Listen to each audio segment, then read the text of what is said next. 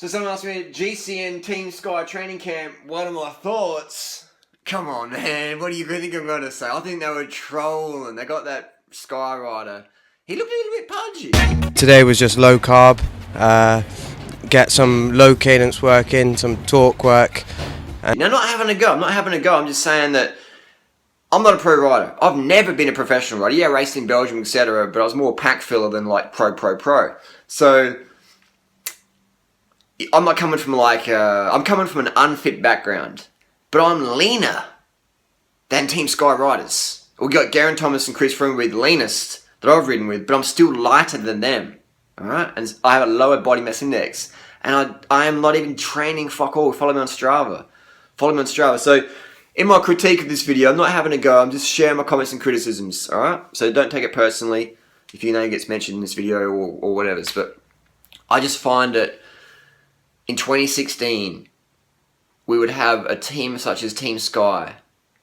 I'm not sure if the riders are trolling. I'm not sure. I think it's Alex Peters or someone. I'm not sure if they're trolling. We say, oh, we're doing low cadence, say low carb. And dude's got a puffy face.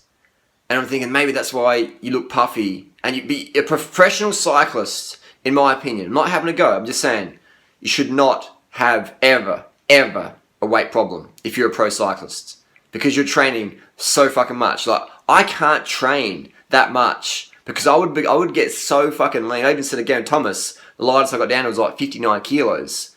And he's just like, look at me like, you know, he's like, what? You know, because he was saying like, you know, it's really hard to keep your weight low. I find it incredibly easy, but I don't eat the same because my nutritionist is me. It's not Nigel Mitchell, it's not Rob Ellingsworth, etc. Both of those guys, I'm sure they're lovely guys, I've never met them, but they're overweight. And if you're given coaching and nutrition advice and you're overweight and your sport is about watts per kilo, I don't think that all your advice is going to be legit because you can't even control your own weight.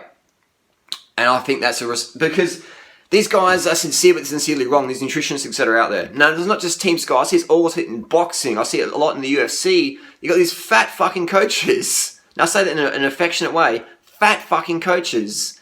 And they're telling the athletes how to cut weight.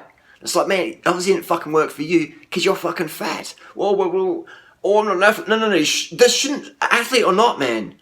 You should be lean, slim when you're that age. Alright? Especially if you're like over 40, you should be lean as fuck. Because you've been doing some good shit long term. If you've been doing bad shit long term, it's going to show on you. So we've got the chef. The Sky chef is overweight. I'm not going to fucking eat food as a pro athlete from a chef who's overweight. Unless that chef is making food that I prescribe them to make.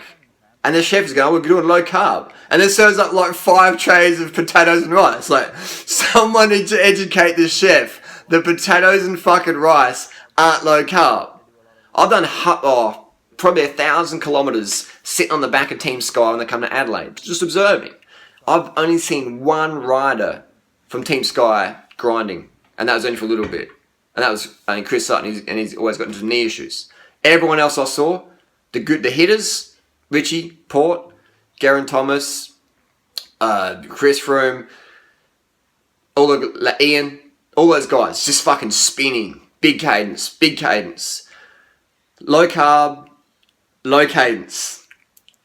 I'm not sure it's serious, but I know what's going to happen is you're going to get some viewers who don't understand, have never trained with pros or been behind the scenes, and they go, oh yeah, I'm going to go out tomorrow, I'm going to ride at 30 RPM everywhere, and I'm going to fucking eat nothing but fucking coconut oil and bacon.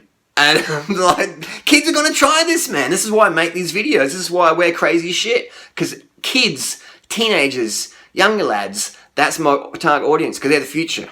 The old cunts like me or older than me, most of us are too stuck in our way. I'm not going to take advice from dude who's got half his fucking face shaved. Fair enough. But teenagers, they're more open. They've got less ego. They're more open to change. The riders of the new generation, even like Chris Froome, these fuckers are open to change. Chris Froome sprouts shit in his fucking shoes or whatever. Like little sprout bags. Sprouting lentils and shit. Cadence. Tim Kerrison. Cadence. Tim Kerrison's come to cycling with fucking no real experience, but he's just observed it from the outside and goes, And Tim Kerrison, he's a fucking guru, but he's just come new to it. He doesn't have the ego to unlearn things. A lot of these old school Euros or Americans are like, yeah, this is how we do it, you know. But Tim Kerrison, spinning, in the saddle, spinning, you know. So that's changing shit up. And the old school coaches like low carb, like Dr. Atkins is the low carb guru.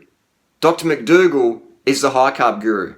Who's slim? Dr. McDougall's slim. Who's fat? Actually, Dr. Atkins is dead. He's obese. He had a heart attack, fell over, hit his head. Rest in peace, Dr. Fatkins. You killed a lot of motherfuckers with your heart disease. It's your karma. You deserve to die. Earlier.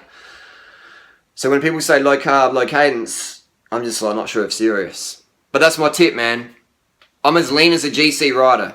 I train fuck all. I've done maybe 50 Ks this week. Alright?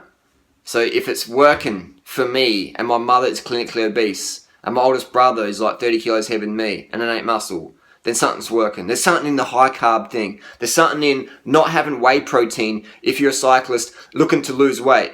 Yeah, if you're anorexic, then smashing the protein powders to gain weight, because that's what fucking rugby players do. But telling your athletes to eat like rugby players, oh, get your protein, boys, get your protein, lads, get your protein, lads.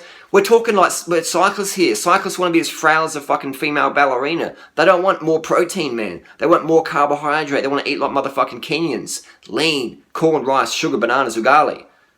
Teff, rice, things like that. Low protein, low fat. I almost said low carb. Low carb is exactly what you want to eat if you want to burn off muscle. Even fucking Nigel Mitchell said that. Nigel Mitchell said in that documentary BBC, when you're running out of carbs, you're burning your gluconeogenesis, you're burning your muscle off. Now, I don't know, maybe these guys are trying to do low carb to burn muscle off. If that's okay, that's fine, I'm cool with that. But let's be clear to the audience that's what they're doing. Not versus saying, oh, we're doing low carb to lose weight, because you don't lose weight, you lose muscle. Otherwise, all those low carb fuckers, you go to any low carb convention, it's full of fat fucks. You come to our festival, it's full of lean motherfuckers, and you got a few overweight people, but you come back in 2 or 3 years, they're lean again. I've seen the most radical motherfucking transformations in terms of weight loss and the athletic performance, totally natty, from high carb, raw till 4 vegan style. Smashing the fruit, rice, sugar, carbs, corn, bananas. There's no fucking doubt about it, man. This shit increases your nitric oxide levels in your blood. It helps your endothelium health.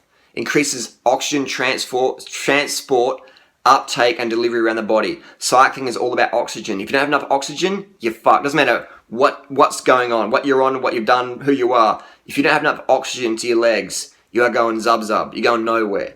So this lifestyle helps increase oxygen percent in the blood. Eating more fat it gets your red blood cells sticky together. Look it up, guys, everyone out there. Red fat increases red blood cell aggregation, congregation, coagulation. It just makes them stick together. That's why your legs feel blocked when you have a lot of fat. So pour more olive oil on your food. Next day go out and train, your legs feel blocked.